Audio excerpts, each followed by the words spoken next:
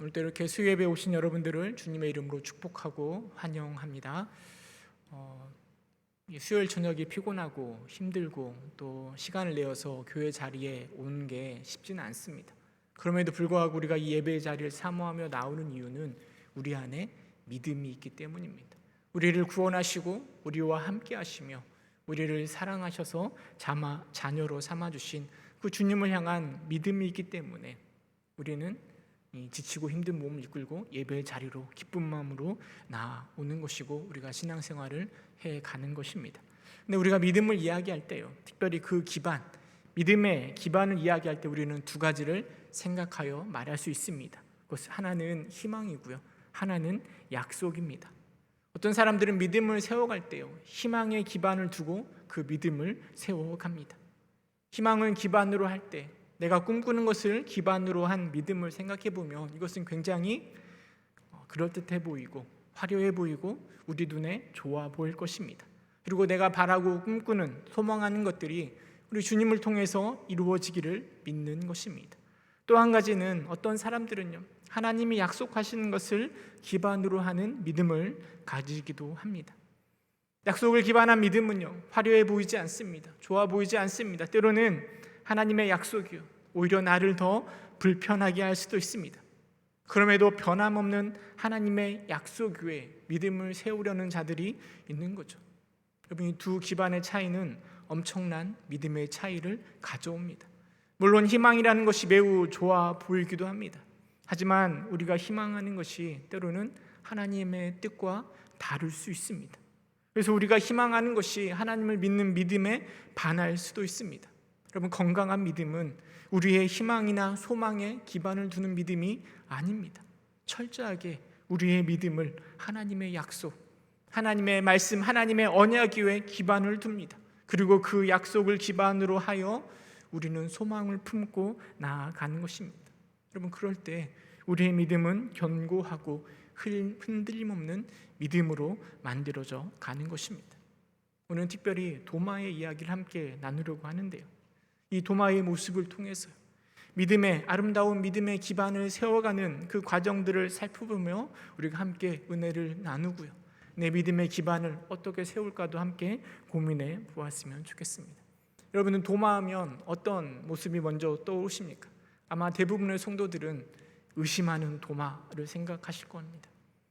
예수님의 못자국, 창자국을 보지 않고서는 믿을 수 없다라고 말하였던 도마, 아마 이 도마를 가장 먼저 떠오르실 것입니다. 성경은 도마를 표현할 때 디두모라 하는 도마라고 많이 이야기합니다. 디두모라는 말은요, 헬라식 이름이고 도마라는 것은 히브리식 이름입니다. 그 뜻이 바로 쌍둥이라는 의미를 가지고 있습니다. 아마도 도마는 쌍둥이로 태어난 것 아닐까 생각해 볼 수 있습니다. 근데 마테마가 누가복음에 보면 이 도마에 대한 언급이 거의 없습니다. 어떻게 예수님의 제자가 되었는지, 또 어떤 상황 속에 어떻게 예수님을 따르는 사람이 되었는지 그런 기록들이 없습니다. 그냥 예수님의 12 제자를 언급할 때 그 도마라는 이름이 잠깐 기록될 뿐입니다. 마태복음에 보면은요, 7번째로 12 제자 중에 7번째로 도마의 이름이 기록되어 있습니다. 마가나 누가복음에 보면 8번째로 그 이름이 기록되어 있습니다. 물론 이름의 순서가 인물의 서열을 나타내는 것은 아니지만 그래도 어느 정도 그 중요성을 나타내는 것이라 생각되어집니다. 항상 베드로가 먼저 기록되어 있고 가룟 유다는 맨 마지막에 기록되어 있습니다. 그 중간에 기록되어 있는 도마의 모습은요, 잘 띄지 않고 잘 드러나지 않는, 그래서 좀 중요한 인물로 나타나지 않는 도마의 모습으로 우리에게 보여질 것입니다. 그런데 다행인 것은 요한복음에는 도마의 이름이 3번 정도 기록되어 있습니다. 오늘은 그 말씀들을 다 묵상하면서요, 도마의 믿음이 어떻게 세워졌는지를 함께 생각해 보고자 합니다. 도마의 이름이 요한복음에 가장 먼저 기록된 곳은 11장입니다. 11장에 예수님에게 나사로가 병들었다는 소식이 들려옵니다. 당시 예수님은요, 예루살렘에서 떠나서 좀 먼 곳에 계셨습니다. 예수님이 예루살렘에 가셨을 때 사람들이 예수님을 돌로 쳐 죽이려고 합니다. 그래서 그 상황을 모면하고자 요단강 동편으로 잠깐 피신해 있을 때 예수님에게 그 소식이 들려오는 것이죠. 나사로가 살던 곳이 베다니라는 곳인데요, 그것은 바로 예루살렘 바로 옆에 있던 동네입니다. 제자들이 생각해 볼 때 지금 나사로가 병들었으니까 예수님을 오시라고 이야기하고 있지만 그 베다니에 갔다가 혹여나 또 예수님을 죽이려고 하는 사람들을 만나지는 않을까 하는 염려가 있었던 것 같아요. 그래서 예수님에게 가서는 안 됩니다라고 말리고 있습니다. 하지만 예수님께서는 그럼에도 불구하고 나사로가 죽었으니 그들에게로 가자라고 말씀하십니다. 예수님께서는요, 이 나사로의 죽음을 통해서 제자들의 믿음을 다시 한번 더 세워주시려고 하셨던 것이고, 특별히 하나님의 영광을 드러내고자 이틀이나 기다렸다가 시간이 되어서 때가 되어서 나사로에게 가자라고 하신 것입니다. 하지만 그 두려운 상황 때문에 제자들은 계속해서 만류하고 있을 때 도마가 등장하여서 이야기합니다. 11장 16절인데 우리 함께 읽어보도록 하겠습니다. 요한복음 11장 16절 시작. 디두모라고도 하는 도마가 다른 제자들에게 말하되 우리도 주와 함께 죽으러 가자 하니라. 도마가 못 갑니다 이야기하고 있는 그 상황 속에서 우리도 주와 함께 죽으러 가자라고 이야기하고 있습니다.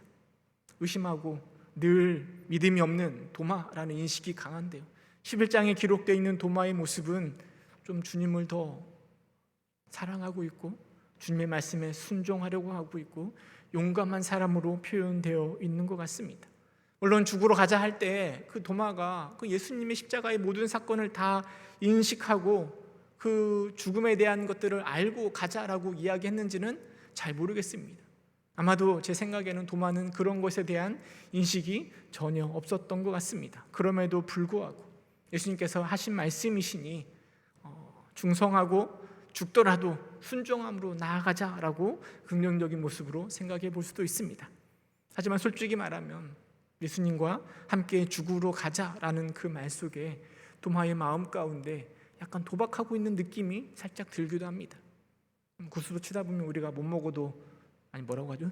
죽어도 고라고 했나요? 못 먹어도 고 이렇게 이야기하잖아요. 무조건 가고 보자 이렇게 말하는 것처럼 약간 도마의 말 속에 그런 느낌이 나타납니다. 충성스러운 제자로서 죽음을 각오하고 진지하게 예수님을 따른다라기보다는 예수님을 따라 여기까지 왔는데 우리가 여기서 어떻게 멈출 수 있는가?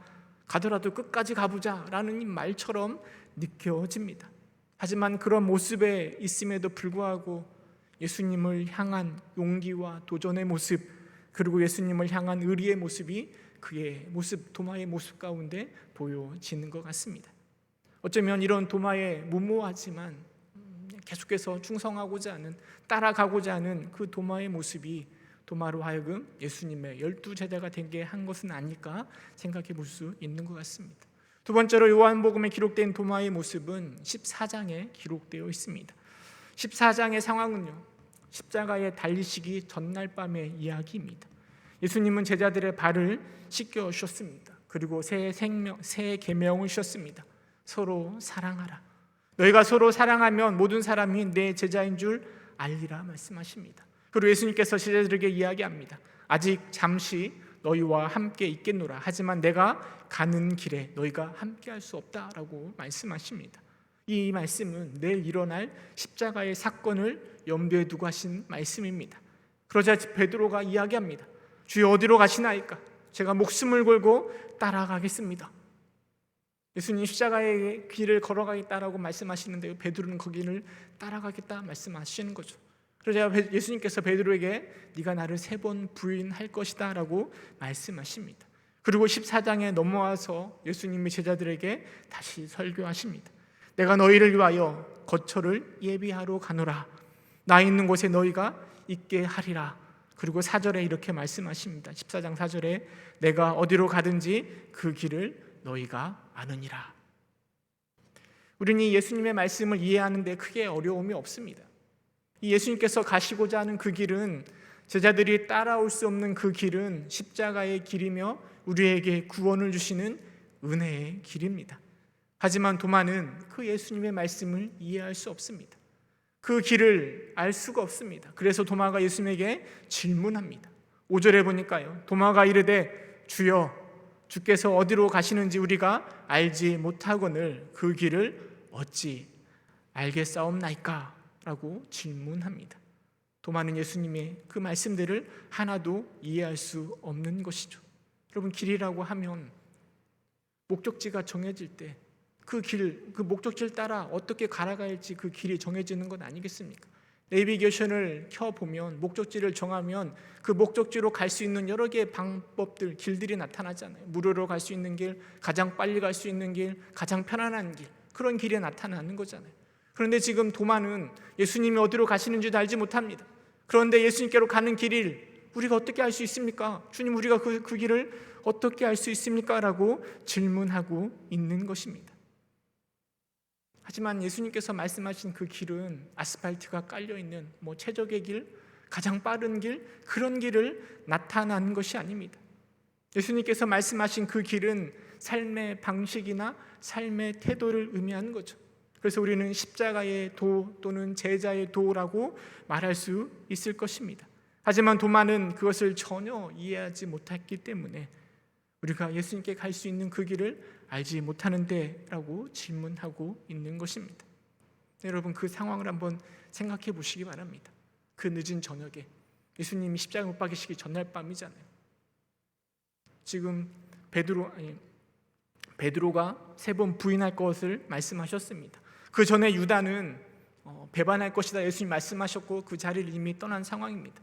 예수님이 진지하게 제자들에게 말씀하고 있습니다. 그 예수님의 말씀을 12제자 중에 제대로 이해한 사람이 있을까요? 예수님이 말씀하신 그 길, 내가 갈 길, 그 길을 이해할 수 있는 제자들이 있을까요? 제가 볼 때는 아무도 이해를 못했을 것 같아요. 그런데 아무도 이해 못하지만 그 이해 못하는 것에 대해서 예수님께 다시 질문한 사람도 아무도 없었을 것 같습니다. 그 진지한 상황 가운데 예수님, 이게 이해가 안 되는데 다시 설명해 주시겠습니까? 라고 말할 사람이 어디 있겠습니까? 흔히도 우리는 이렇게 이야기하잖아요. 가만히 있으면 중간이라도 가는 거잖아요. 아무것도 이해하지 못하지만 고개만 끄덕이며 그렇게 있을 때에 도마는 용기 있게 예수님께 질문하는 겁니다.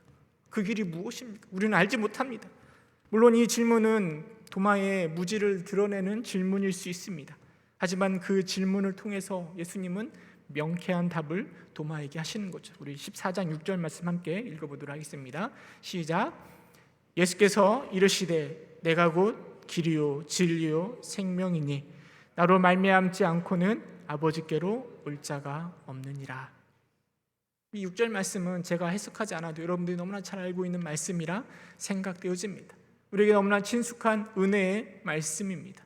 이 은혜의 말씀이 도마의 솔직함, 용기 있는, 그래서 듣고자 하는 그 질문을 통해서 이 귀한 말씀의 은혜의 말씀을 듣게 되는 것 아니겠습니까? 마지막으로 도마 이야기가 어디에 기록되어 있는가 하면 요한복음 20장에 기록되어 있습니다. 예수님이요 너무나 허무하게 하루 만에 십자가에 못 박혀 죽으셨습니다. 그리고 예수님께서 그 죽음에서 부활하셨습니다. 안식구 첫날에 그 이른 아침에 여인들이 부활하신 예수님에 대해서 이야기를 들려왔습니다. 베드로를 비롯한 몇몇 저자들은 빈 무덤을 보았습니다. 그날 안식구 첫날 저녁 때 제자들은요 십자가에 죽으신 예수님의 이야기도 들었고 부활하신 예수님에 대해서도 이야기를 들었습니다. 하지만 그 마음 가운데 두려움이 있었고 걱정 근심이 가득했던 것 같습니다. 그 두려움 가운데 문을 닫고 집안에 머물러 있을 때 예수님께서 그 제자들에게 나타나셨습니다. 그리고 너희에게 평강이 있을지어다 라고 말씀하십니다. 십자가의 죽음, 예수님의 부활, 그 사이에서 어찌해야 될지를 몰라 하는 그 제자들에게 도망가야 할지 아니면 예수님 다시 따라가야 할지 두려움에 사로잡혀 있는 그 제자들에게 너희에게 평강이 있을지어다. 그리고 아버지께서 나를 보내신 것 같이 나도 너희를 보내시겠다 말씀하십니다. 여러분, 부활하신 예수님을 본 제자들의 마음 가운데 두려움은 다 사라지고 그 마음에 예수님이 말씀하신 것처럼 평강이 임하였을 것입니다. 근데 예수님께서 부활하신 그 자리에 베드로가 있지 않았습니다. 왜 베드로가 아니라 도마가 있지 않았습니다. 여러분, 왜 도마는 그 자리에 있지 않았을까요? 예수님이 부활하여 나타나셨는데 왜 그 자리에 도마가 있지 않았을까요? 여러 가지를 생각해 볼 수 있죠. 급한 일이 있어서 집에 잠깐 들렸거나 잠깐 그 무리와 떨어졌을 때 예수님이 오셨을 수도 있습니다. 하지만 제가 생각해 볼 때요, 도마가 그 자리에 없었던 것은 예수님의 죽음으로 인하여서요. 모든 것이 끝났다라고 생각하고 도망친 것은 아닌가 생각되어집니다. 앞에 두 개의 이야기는요, 도마가 얼마나 즉각적인 사람인가를 우리에게 알려줍니다. 죽음도 불사하고 망설임 없이 나아가는 사람이고요, 궁금한 것이 있으면 바로바로 질문하는 굉장히 현실적인 사람입니다. 그런데 너무나 허무하게 예수님이 십자가에 못 박혀 죽으셨습니다. 그것으로 인하여서 자신이 꿈꿔왔던, 희망했던 모든 것들이 한순간에 실패로 끝이 나버린 것입니다. 도마가 소망했던 모든 것들이요, 십자가에서 죽으심으로 완전히 다 무너져 내렸습니다. 꿈꿔왔던 그 새로운 세상이 허망하게 사라져 버렸습니다. 이를 위해서 죽을 각오도 하고 예수님을 따라왔었는데, 발버둥 쳐왔었는데 십자가로 모든 것이 사라져 버렸습니다. 그런 상황 속에서요, 도마는 더 이상 그곳에 머물러 있지 않고 바로 그 자리를 떠난 것은 아닌가, 도마 성격에, 그 급한 성격에 먼저 그렇게 떠나버린 것은 아닌가 하는 생각을 가질 수 있을 것 같습니다. 하지만 이후에 부활 소식에 대한 이야기를 듣고 확인하러 그 자리에 다시 돌아온 것이라 생각되어집니다. 제자들이요, 부활하신 예수님 보았다라고 이야기하지만 여전히 도마는 예수님의 부활을 믿지 못합니다. 그리고 25절에 제자들에게 이야기합니다. 다른 제자들이 그에게 이르되 우리가 주를 보았노라 하니 도마가 이르되 내가 그의 손에 못자국을 보며 내 손가락을 그 못자국에 넣으며 그 손을 그 옆구리에 넣어보지 않고는 믿지 아니하겠노라 라고 이야기하는 거죠. 예수님의 죽음 앞에 도망쳤던 도마, 이제 모든 것이 끝이다 라고 그 현실 앞에 모든 것을 포기했던 도마가 다시 돌아와서 부활의 소식을 들었지만 여전히 믿지 못하고 있는 상황입니다. 하지만 그럼에도 불구하고 도마의 마음속에는요, 여러 가지 번민, 고민들이 굉장히 많았을 것 같습니다. 믿지는 못하겠지만 정말 부활하신 건 아닐까? 어찌해야 될까? 도망쳐야 될까? 그러면서 제자들과 함께 여드레가 지났을 때 예수님께서 그들에게 다시 나타나십니다. 그리고 말씀하십니다. 너희에게 평강이 있을지어다. 여드레 전에 제자들에게 나타나셔서 말씀하셨던 것처럼 동일하게 제자들에게 나타나셔서 말씀하십니다. 저는요, 이 예수님의 두 번째 나타나심은 오직 한 사람, 도마를 위해서, 그 도마에 그 의심하는 그 도마를 위해서 예수님께서 제자들에게 나타나신 것이라 확신합니다. 아직도 의심하고 있고 직접 보지 않고서는 믿지 못하겠다라고 이야기하는 그 도마의 모습을 안타까워하시면서 그에게 도마에게 믿음을 더하시려고 친히 나타나신 것입니다. 그리고 다시 나타나신 예수님께서 27절에 이렇게 말씀하십니다. 도마에게 이르시되 내 손가락을 이리 내밀어 내 손을 보고 내 손을 내밀어 내 옆구리에 넣어보라. 그리하여 믿음 없는 자가 되지 말고 믿는 자가 되라. 예수님은 도마가 제자들에게 했던 그 말을 그대로 인용하여서 말씀하십니다. 내 손을 보고 내 손을 내밀어 옆구리에 넣어보라 라고 말씀하십니다. 여러분, 그 순간, 부활하신 예수님을 본 순간, 그리고 예수님의 그 음성을 듣는 그 순간, 여러분 도마의 마음이 어땠을 것 같습니까? 성경에는 도마가 그 창자국에 또 못자국에 손을 집어넣었는지 분명하게 기록되어 있지는 않습니다. 여러분들은 생각할 때 도마가 예수님의 창자국에 손을 넣었을까요? 안 넣었을까요? 어떻게 생각하십니까? 넣어봤을까요? 제가 도마라면 부활하신 예수님을 다시 보았을 때, 늘 의심했던 내가 그 부활하신 예수님을 보았을 때 차마 그 창자국에 손을 못 넣었을 것 같습니다.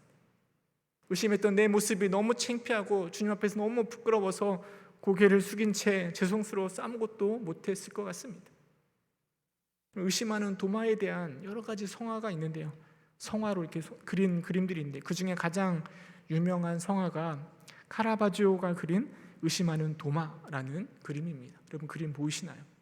이 그림을 보니까요, 도마가 예수님의 그 창자국에 손을 이렇게 찔러보고 있습니다. 근데 그 창자국에 들어가는 손이요, 너무 깊숙이 들어가 있어요. 그래서 그 예수님의 창자국이 얼마나 깊은가를 보여주고 있습니다. 저는 차마 못 넣었을 것 같은데 이 카라바지오는 넣은 것으로 이렇게 표현하고 있습니다. 근데 주목해 볼 건, 여러분 도마의 손을 잡고 있는 사람의 손이 누구인지 한번 보시기 바랍니다. 누가 도마의 손을 잡고 있나요? 그 예수님이 붙잡고 있는 거 아닙니까? 카라바조는 한 번 더 생각한 것 같아요. 도마는 부끄러워서 너무 미안해서 웅크리고 있을 때 예수님께서는 그의 손을 붙들고 내 창자국으로 그의 손을 인도하시는 거죠. 예수님께서는 믿음 없는 의심하였던 그 도마의 손을 이끌어서 창자국을 만져보도록 인도하시는 것입니다. 이 그림에서 또 생각해 볼 수 있는 거는요, 그 도마의 얼굴에 난 주름입니다. 그림을 보면요, 그 얼굴에 주름이 가득 차 있습니다.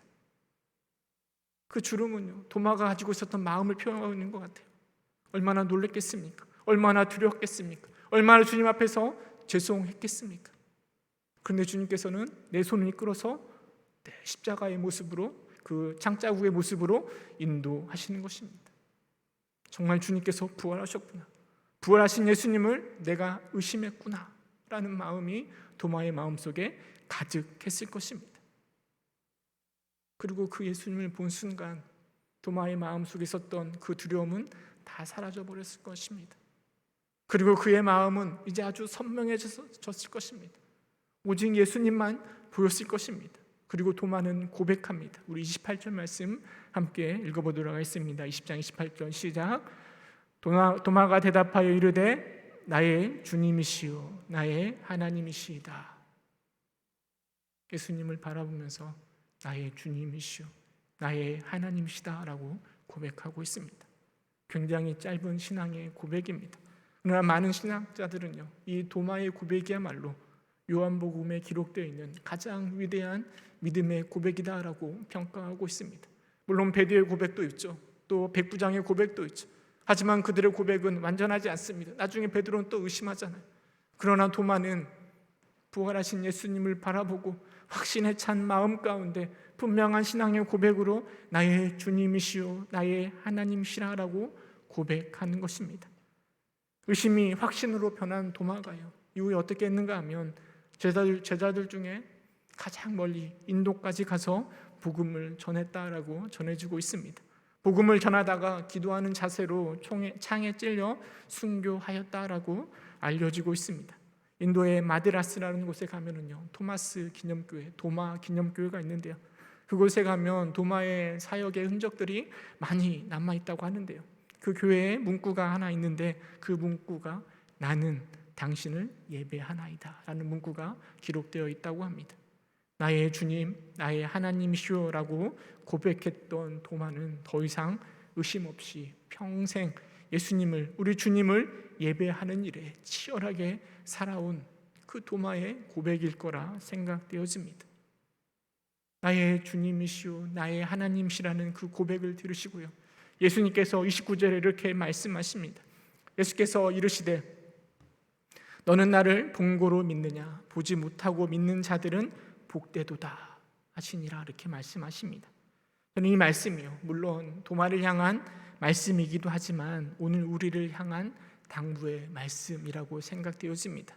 왜냐하면 오늘 우리가 예수님을 믿을 때요, 우리는 예수님을 결코 보지 못하죠. 볼 수가 없죠. 보지 못하고 믿는 자들입니다. 하지만 보지 못한 채 믿는 우리의 믿음이 더 복되다라고 주님께서는 말씀하십니다.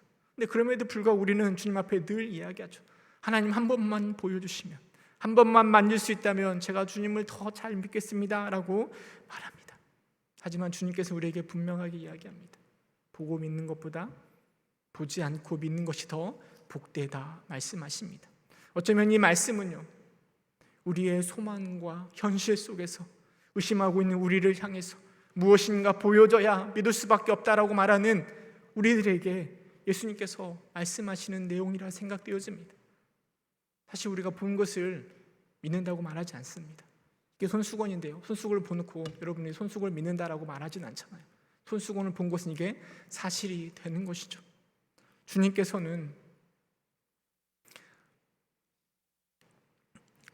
우리에게 바라시는 보지 않는 믿음은요, 그냥 눈에 보이는 우리의 소망이 이루어지는 어떤 것을 바라보고 믿는 것이 아니라 오직 하나님의 말씀, 하나님의 약속에 기반을 둔 보지 않는 믿음을 주님께서 우리에게 바라고 계시는 것 아닐까요?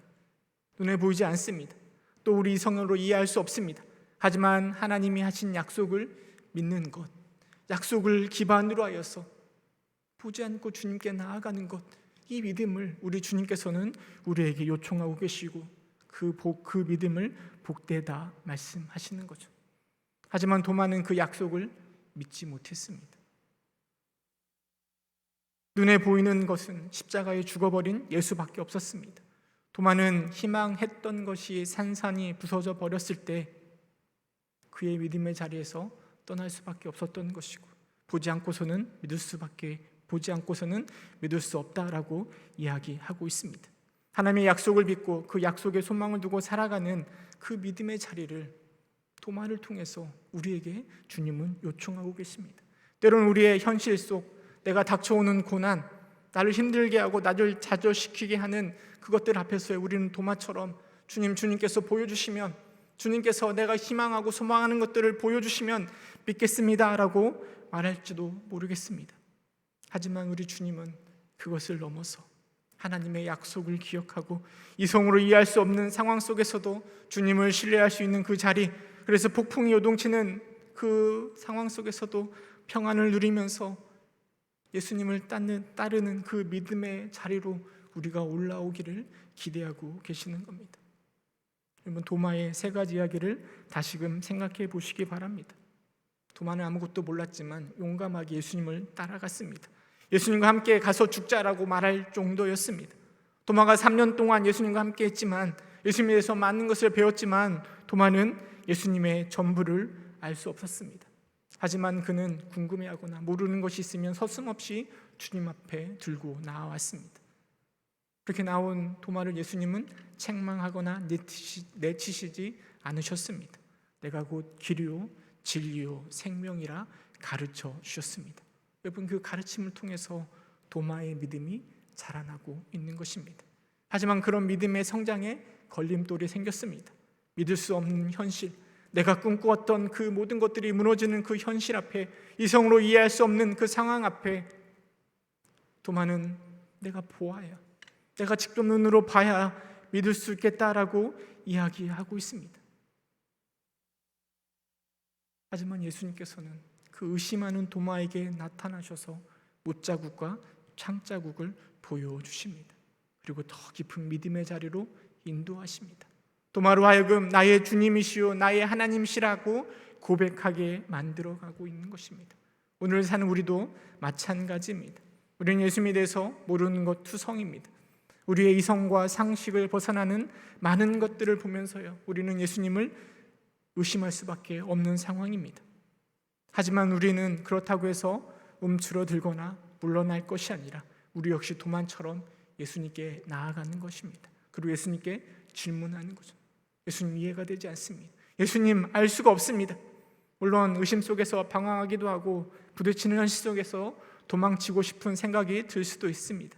하지만 이 모든 것을 가지고 예수님 앞에 나아올 때 우리는 우리 손을 붙드시고 창자국으로 못자국으로 인도하시는 예수님을 만나게 될 것입니다. 그리고 무엇보다 우리의 희망에 기반한 믿음이 아니라 하나님의 약속에 기반한 더 큰 믿음을 우리에게 심어 주실 것입니다. 말씀을 맺도록 하겠습니다. 여러분, 부활의 사건은 결코 희망의 사건이 아닙니다. 이것은 하나님의 약속의 사건입니다. 예수님의 부활은 우리의 이성으로 충족되거나 우리가 희망한다고 해서 만들어진 사건이 아닙니다. 이것은 철저한 하나님의 약속을 바탕으로 이루어진 약속의 사건입니다. 물론 희망하고 소망하는 것은 좋은 것입니다. 그러나 그것은 철저한 약속 위에 세워져야 됩니다. 그렇지 않으면 희망이라는 것을 우리가 믿음이라고 착각할 수 있는 것이죠. 여러분, 믿음의 착각은 정말 위험한 것입니다. 도마처럼 만져보지 못하면, 보지 못하면 믿을 수 없다라고 말할 수도 있습니다. 단지 희망에 속아서는 안 될 것입니다. 우리의 믿음은 철저히 하나님의 약속 위에 세워져야 됩니다. 하나님의 약속은 변하지 않고 반드시 이루어지며 영원한 것입니다. 이 하나님의 약속을 붙들고 씨름하고 고민할 때 우리의 믿음은 더욱더 견고해지며 흔들림 없는 복된 믿음이 될 것입니다. 오늘 우리 주님이 우리에게 무엇을 약속하셨는지 여러분 기억해 보시기 바랍니다. 그리고 그 약속을 붙들고요, 도마처럼 예수님께 나아가다 보면 도마의 고백이 바로 우리의 고백이 될 것입니다. 나의 주님이시오 나의 하나님이시라라는 그 진실한 고백을 하시는 저와 여러분 될 수 있기를 주님의 이름으로 축원합니다. 함께 기도하겠습니다. 참 사랑이